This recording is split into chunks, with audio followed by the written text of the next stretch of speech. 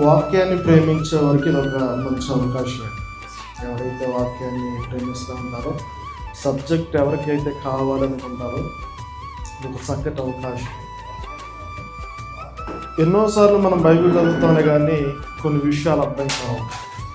ఎంత చదివినా చెప్పటం కూడా ఒక కళ అండి. ఎంత చదివినా దాన్ని ఎక్స్ప్లెయిన్ చేయటంలో చాలా ఇది ఉంటా ఉంటుంది.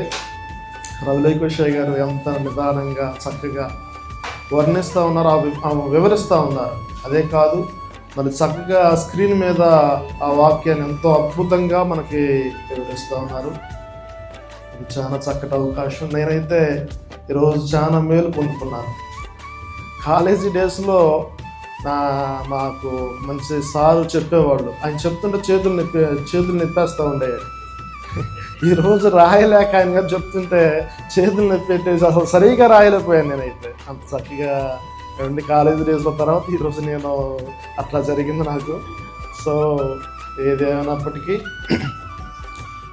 ఒక మనిషి వాక్యం తెలియటమే ఎక్కువగా తెలిసినప్పటికీ ఆయనకి తెలిసినంత మేరే కాకుండా తన వెనుకున్నటువంటి నూతనంగా అంటే వస్తున్నటువంటి సేవకులకి ఆయనలో ఉన్నటువంటి ఆ తెలిసిన విధానాన్ని అందరికీ చెప్పటం అనేది అది దేవుడిచ్చినటువంటి కృప నేను నమ్ముతున్నానండి.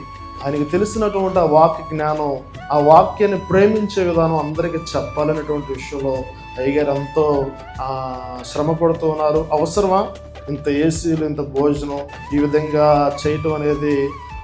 ఆయనకి వాక్యం తెలుసు కాబట్టి, వాక్యాన్ని ప్రేమించేవాడు కాబట్టి మనకి ఆ ప్రేమను పంచుతూ ఉన్నారు. ఈ విషయంలో అందరూ సహకారులుగా ప్రతి నెల మనతో పాటు ఇంకొంతమందిని తీసుకొచ్చి